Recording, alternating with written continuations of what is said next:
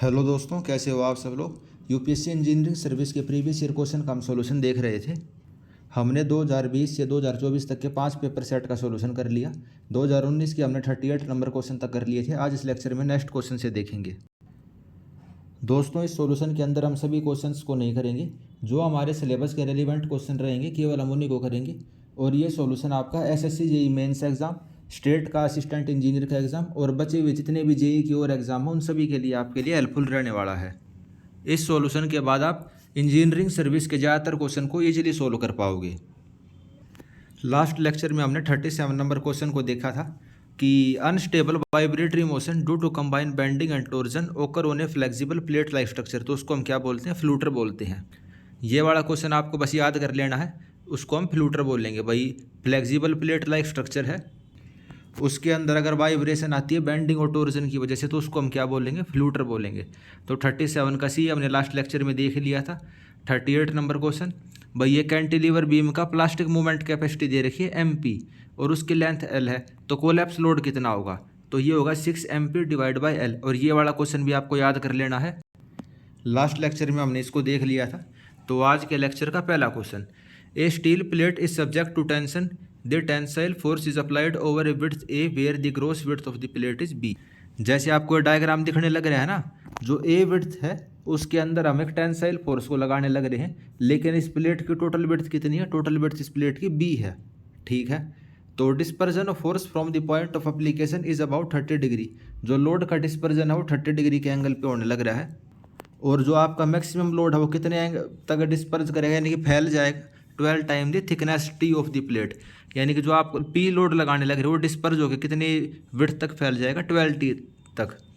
The effective width which come into action will be, तो इस plate की effective width जो इस लोड को रजिस्ट करवाएगी वो कितना होएगी। तो डायग्राम बनते ही तो क्वेश्चन डायरेक्ट हमारा सोल्व हो ही गया।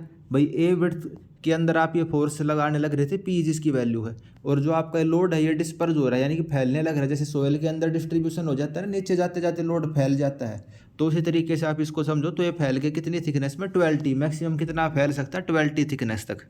तो इस लोड की इफेक्टिव थिकनेस कितनी होगी, भाई ए विड्थ के अंदर तो ये लगने लग रहा था 12T एक डायरेक्शन में, 12T दूसरी डायरेक्शन में, तो कितना हो जाएगा A + 24T। कितना आंसर हो जाएगा, A + 24T। C option will be correct.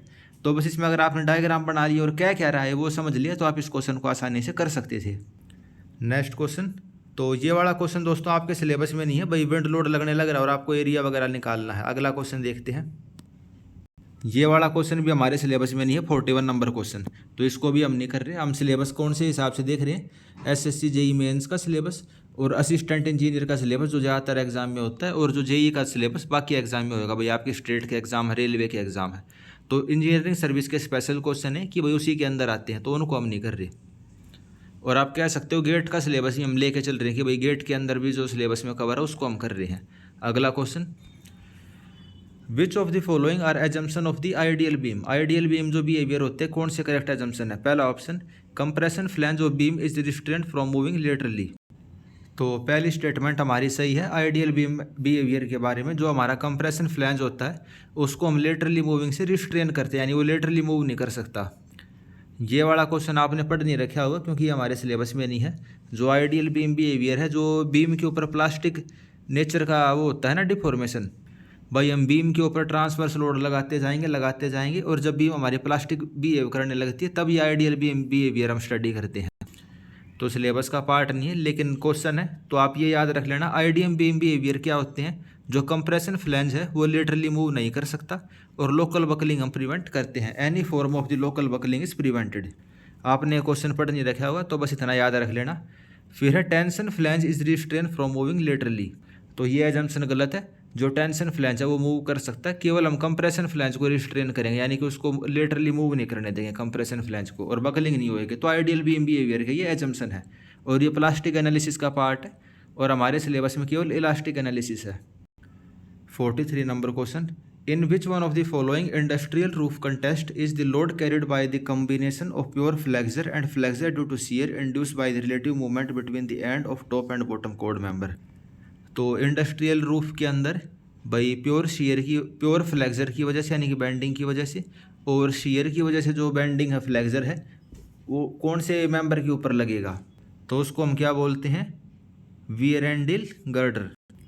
वैसे तो इसके आने के भी बहुत कम चांस है, लेकिन देख लेना वीरेंडिल गर्डर भाई प्योर फ्लेक्सर की वजह से और शियर की वजह से जो फ्लेक्सर होता है वो जब किसके ऊपर लगेगा, वीरेंडिल गर्डर के ऊपर। अगला question, bearing stiffeners are provided. Bearing stiffeners हम कहाँ पे प्रोवाइड करते हैं। अब ये एसएससी का प्रीवियस ईयर क्वेश्चन है, मतलब पहले इंजीनियरिंग सर्विस में आया होगा, फिर ये वाला क्वेश्चन उसके अंदर एसएससी के अंदर आ गया होगा।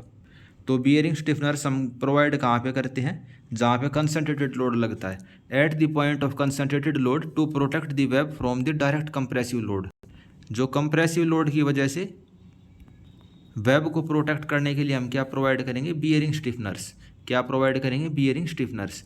Next question, cost of purlin is P and cost of roof covering is R, then the cost of truss per unit area L for an economical spacing for the roof truss will be। Economical spacing of roof truss के लिए भाई minimum cost कब आएगी, most economically हम क्या consider करते हैं, T is equal to 2P plus R।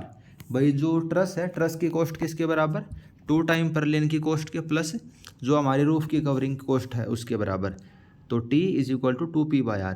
अब इसमें एक चीज़ और याद रख लेना, जो परलिन की कॉस्ट है वो किसके डायरेक्टली प्रोपोर्शनल रहेगी, स्पेसिंग की। अगर आप स्पेसिंग बढ़ा दोगे तो आपको जो परलिन है यानी कि बीम थोड़ी मोटी यूज करनी पड़ेगी भाई, ज़्यादा स्ट्रेंथ की। तो परलिन की कॉस्ट किसके प्रोपोर्शनल होती है, स्पेसिंग के स्क्वायर की। और जो ट्रस की कॉस्ट होती है, ट्रस की कॉस्ट किसके प्रोपोर्शनल होगी, 1 बाय स्पेसिंग के। ठीक है, इनको देख लेना। अगला क्वेश्चन गर्डर के रिगार्डिंग क्वेश्चन है, तो ये वाला क्वेश्चन हमारे सिलेबस में नहीं है, इसको आप छोड़ो। अगला क्वेश्चन देखते हैं, एक कैंटिलीवर बीम दी हुई है जो सी वाले पॉइंट पे प्रोप करी हुई है, आपको बताना कोलैप्स लोड। तो ये वाला क्वेश्चन भी हमारे सिलेबस में नहीं है। मैंने क्या बताया, हमारे सिलेबस में कहाँ तक है, इलास्टिक एनालिसिस हमारे सिलेबस में, जहाँ पे स्टील हमारी यील्ड करती है। भाई अल्टीमेट फेलियर, भाई कोलैप्स लोड वगैरह वो हमारे सिलेबस में नहीं है, नहीं है ना ये सिलेबस में। और भाई अगर किसी ने पढ़ रखी है ये चीज़ तो आप सॉल्यूशन देख सकते हो। जो इसकी पीडीएफ है ये मैंने टेलीग्राम पे शेयर कर रखी है, आप टेलीग्राम ज्वाइन करके इसकी पीडीएफ ले सकते हो। अगला question, consider a triangular section with a base B and height H, what will be the shape factor. तो शेप फैक्टर का क्या फॉर्मूला होता है, जो शेप फैक्टर होती है उसका फॉर्मूला हम पढ़ते हैं भाई, प्लास्टिक सेक्शन मॉडुलस। क्या पढ़ते हैं हम भाई, plastic section modulus divide by elastic section modulus. Shape factor हम यहीं लेते हैं ना, प्लास्टिक डिवाइड बाय इलास्टिक। और आपको ये स्टैंडर्ड रिजल्ट याद रखने हैं। अगर आपसे स्क्वायर पूछे, स्क्वायर का क्या आएगा, स्क्वायर का आएगा 1.5। ट्रायंगल का पूछे तो ट्रायंगल का क्या आएगा, ट्रायंगल का आ जाएगा 2.33। जो सर्कल है, सर्कल का कितना होगा, सर्कल का 1.7 हो जाएगा। और जो डायमंड होता है, डायमंड का कितना होएगा, 2 होएगा। और ट्रायंगल का कितना होएगा, ट्रायंगल का होएगा 2.33, ट्रायंगल का 2.33। तो ये आपको याद रखना है। आई सेक्शन का भी बूझ लेता, आई सेक्शन का कितना होएगा 1.1, आई सेक्शन का 1.1, स्क्वायर का 1.5। और ये शेप फैक्टर हम निकालते कैसे हैं भाई, plastic section modulus divide by elastic section modulus.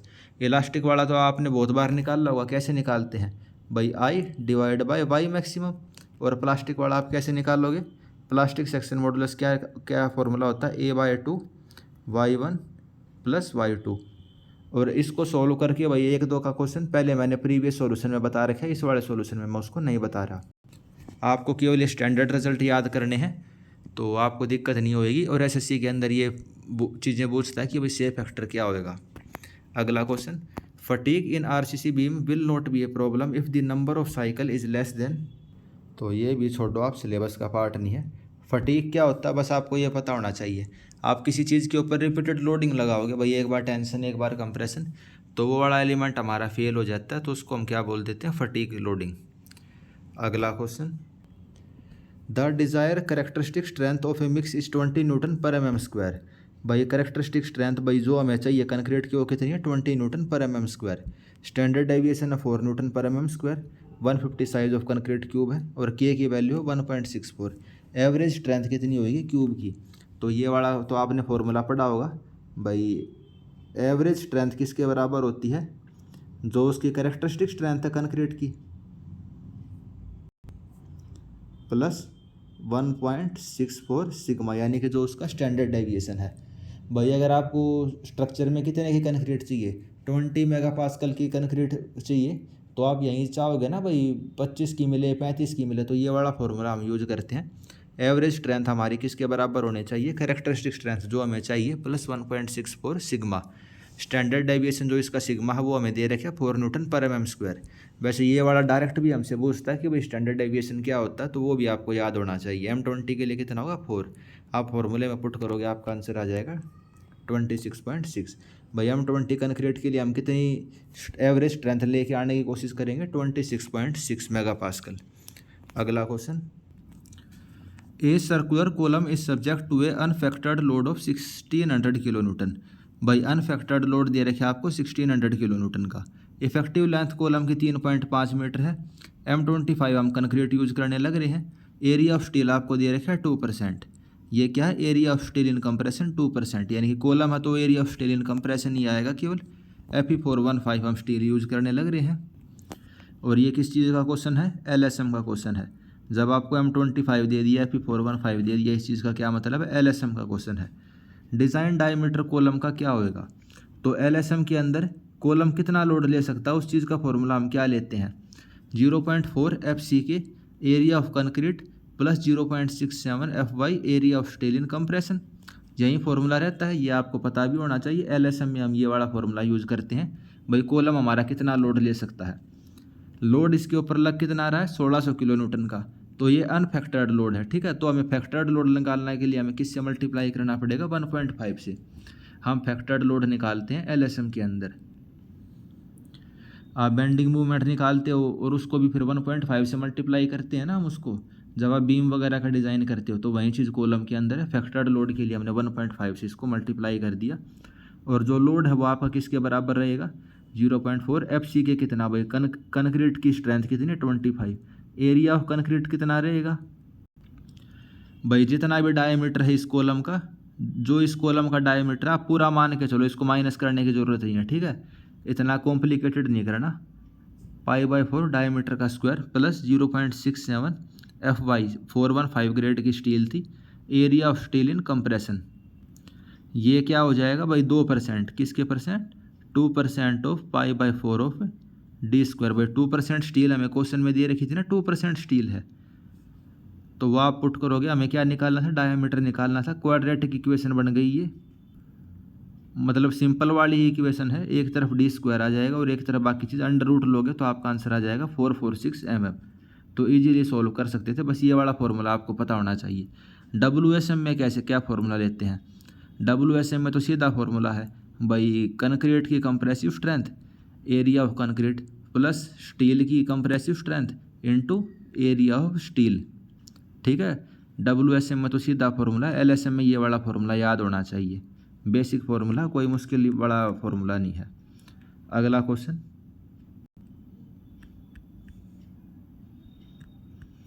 तो ये चेक बैक लगा रखा है भाई, हमारा तो ऑब्जेक्टिव क्वेश्चन है, हम क्यों चेक बैक लगाएंगे, सब्जेक्टिव क्वेश्चन वालों को करना रहता है ये चीज़ें।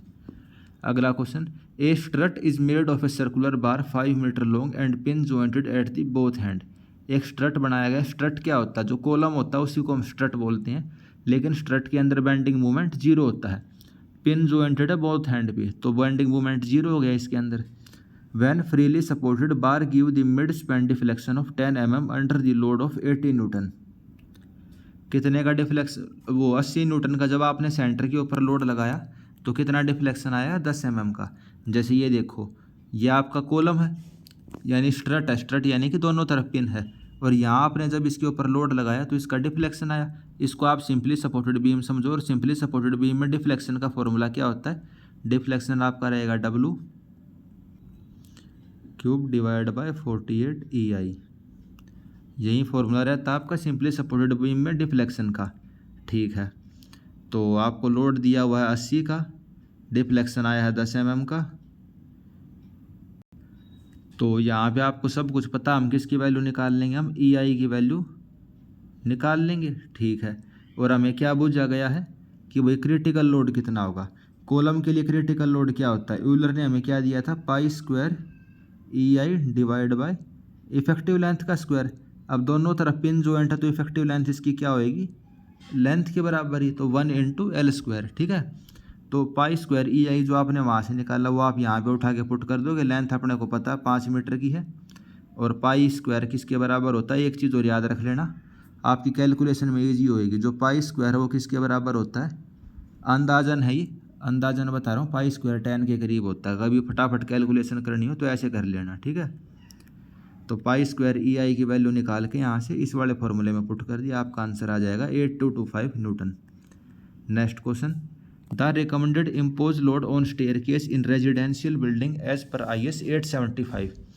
जो स्टेयरकेस होती है उसके ऊपर इम्पोज लोड यानी कि लाइव लोड कितना रहता है, 3 kN/m²। ये वाला क्वेश्चन याद कर लेना, इंपॉर्टेंट हो जाता है। वैसे तो किसी को याद नहीं रहता भैया IS 875 में स्टेयरकेस के ऊपर कितना लोड लगेगा, ठीक है। लेकिन ये वाला क्वेश्चन कहाँ आ चुका है, इंजीनियरिंग सर्विस के प्रीवियस ईयर क्वेश्चन में आ चुका है। इस वजह से हमें याद है कि स्टेयरकेस के ऊपर जो लाइव लोड रहता है वो कितना रहता है, 3 kN/m²। Next question, A 230 mm brick masonry wall is to be provided with the reinforced concrete footing on the site having wall with the safe bearing capacity of 120 kN/m²। ठीक है, soil की safe bearing capacity कितनी है, 120 kN/m²। Unit weight है soil का 17.5 kN/m²। Angle of shear resistance है 30 degree. Depth of footing will be nearly, भैया आपको एक ब्रिक वॉल दे रखी है, ठीक है, और यहाँ पे मिट्टी है, मतलब जिस भी मिट्टी के अंदर ये ब्रिक वॉल है तो आपको फाउंडेशन की डेप्थ कितनी देनी पड़ेगी। जो रैंकाइन का फॉर्मूला उसमें हम इस यहाँ यूज करेंगे, कौन सा formula, Rankine formula for depth of the footing. वो क्या होता है, P/Γ 1 - sin φ divide by 1 + sin φ का स्क्वायर। और इसके अंदर P क्या होता है, P इसके अंदर होता है सेफ बियरिंग कैपेसिटी, गामा होता है unit weight of the soil, और फाई क्या होता है, एंगल ऑफ इंटरनल रेजिस्टेंस, यानी कि जो फाई दे रखे इसमें 30 डिग्री, ठीक है। Angle of shear resistance phi आप इसके अंदर पुट करोगे और आपका आंसर आ जाएगा। आपको फॉर्मूला पता होना चाहिए, Rankine formula for depth of foundation. जो कैपेसिटी रहती है 120, और बाकी सारी चीज़ें दे ही रखी हैं क्वेश्चन में आपको। अगला question, A rectangular beam 200 mm wide has a effective depth of 350। भाई 200 × 350 की आपको बीम दे रखी है। बेंडिंग मूवमेंट लग रहा है इसके ऊपर 24 kN का। परमिसिबल स्ट्रेस कंक्रीट में है 5 न्यूटन की, टेंसाइल में है 140 N/mm² का। किसका क्वेश्चन हो गया है, WSM का, ठीक है। और मॉड्यूलर रेशो आपको 18 दे रखे है। टेंसाइल रीइंफोर्समेंट आपको कितनी चाहिए रही होगी, तो जो बेंडिंग मूवमेंट है उसको हम इक्वेट करवा देंगे, भाई जितना एक्सटर्नल लगने लग रहा है, एक्सटर्नल कितना है 24 kN, वो किसके बराबर होएगा, बेंडिंग मूवमेंट टेंसाइल वाले साइड से, और जो उसका एरिया हम निकाल लेंगे। लेकिन जो ये वाला क्वेश्चन है ना, इसके अंदर क्या है, जो मैक्सिमम बेंडिंग मूवमेंट है, यानी कि बेंडिंग मूवमेंट मैक्सिमम क्या हो, या फिर बैलेंस सेक्शन के लिए, जब बैलेंस सेक्शन के लिए हमने बेंडिंग मूवमेंट निकाला तो वो हमारा कितना आ गया 20.83, और लग कितना आ रहा है 24 kN का। यानी हमें क्या करना पड़ेगा, डबल रीइंफोर्समेंट सेक्शन बनाना पड़ेगा। कौन सा, डबल रीइंफोर्समेंट सेक्शन हमें प्रोवाइड करना पड़ेगा। बाकी ये सब करने की अपने को जरूरत नहीं है, हम सीधी इक्वेशन लिखेंगे इसके, ठीक है। बेंडिंग मूवमेंट आप टेंसाइल साइड से लिखोगे तो क्या रहेगा, sigma steel in tension multiply by area of steel multiply by D - XA/3। यहीं लिखते हो ना बेंडिंग मूवमेंट WSM के अंदर। बेंडिंग मूवमेंट आपको पता ही है क्या है भाई, 24 kN का दे रखा है, सिग्मा स्टील 140 दे रखी है, एरिया ऑफ स्टील हमें निकालना है, डेप्थ इसकी 350 है, और जो भाई बैलेंस सेक्शन के लिए जो इसकी डेप्थ है वो आप कैसे निकालोगे, उसके लिए हम फॉर्मूला यूज करते हैं ना भाई, M∑CBC upon M∑CBC plus sigma steel in tension multiply by depth. यही निकालते हैं ना बैलेंस सेक्शन की डेप्थ, वो निकालना और सीधा एरिया ऑफ स्टील निकाल देना।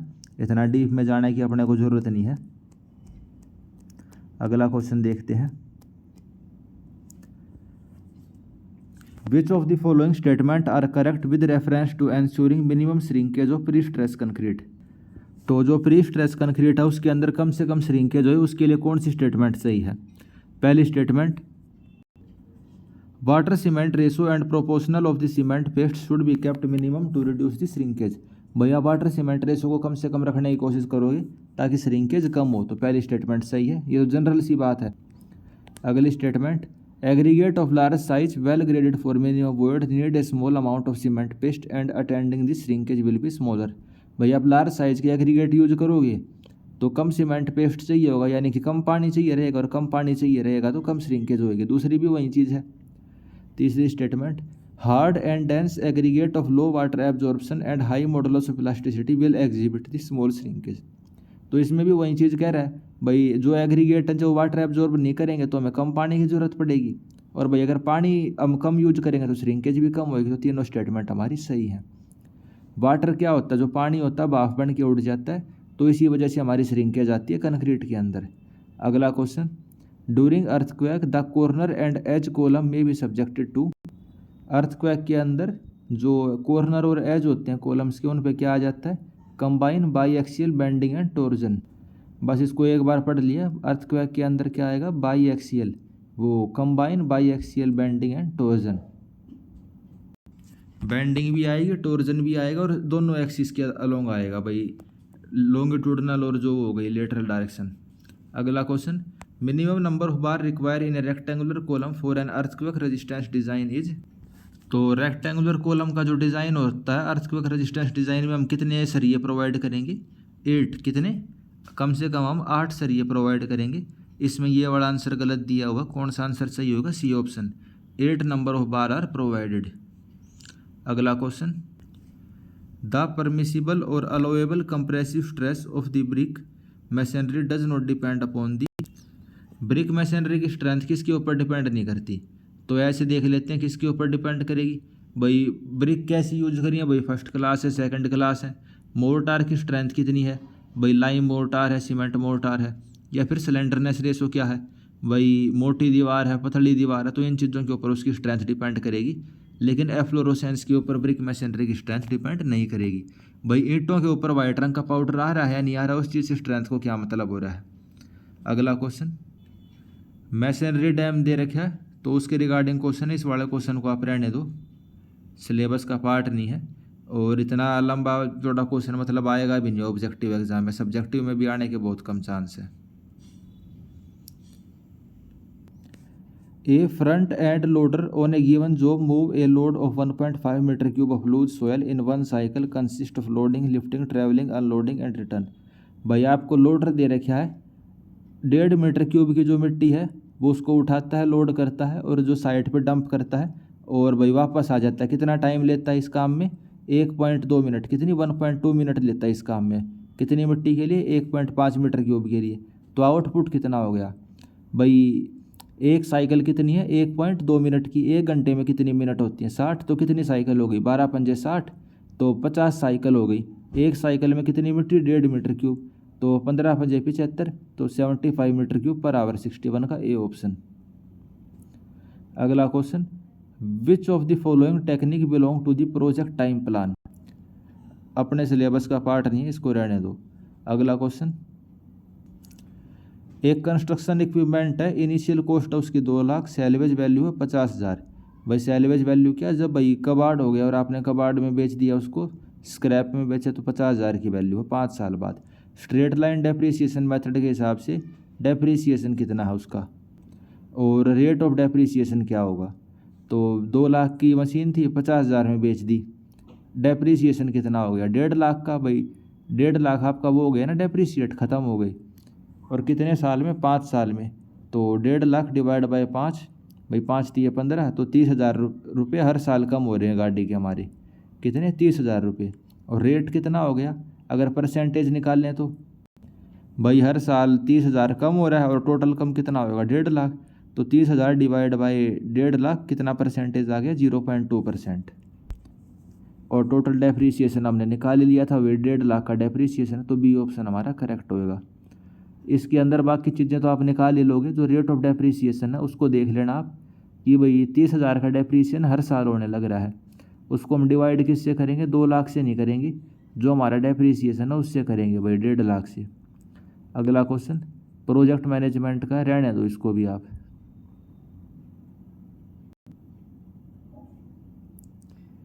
Flattening and smoothening the road surface by scrapping is called as. Road surface को जो हम स्मूथ बनाते हैं और फ्लैट बनाते हैं स्क्रैप करके, उस प्रोसेस को क्या बोलते हैं? ग्रेडिंग। उसको हम क्या बोलेंगे? ग्रेडिंग। जो ग्रेडर नाम की एक मशीन भी होती है उसके ज़रिए हम ग्रेडिंग करते हैं। क्या होता है? जेसीबी टाइप की कह लो या क्रेन टाइप की मशीन कह लो, नीचे की तरफ ब्लेड लगा रहता है और भाई ज़मीन को समतल करता हुआ चलेगा एक टाइप से, वो ग्रेडिंग बोलते हैं इस प्रोसेस को। क्या बोलेंगे? ग्रेडिंग। याद रख लेना। अगला question, amount of time by which the start of activity may be delayed without interfering with the start of any succeeding activity is known as the. भाई किसी एक्टिविटी को आप कितना डिले कर सकते हो कि भाई जो फ्यूचर में होने वाली और एक्टिविटी हैं उनको कोई इफेक्ट ना पड़े, तो उसको हम क्या बोलेंगे? Free float. उसको हम क्या बोलेंगे? Free float.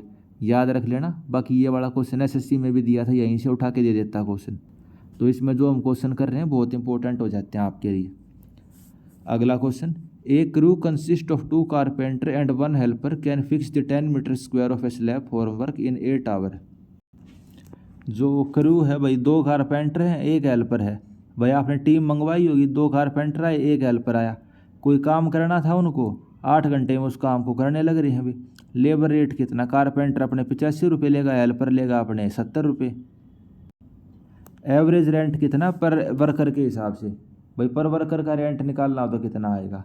तो भाई कारपेंटर कितने थे? 2, तो 85 के हिसाब से 2 कारपेंटर का क्या रेट हो गया? 80 दूनी 160, 170 रुपये कारपेंटर की हो गई और 70 रुपये लेबर ले रहा है, वो हेल्पर ले रहा है।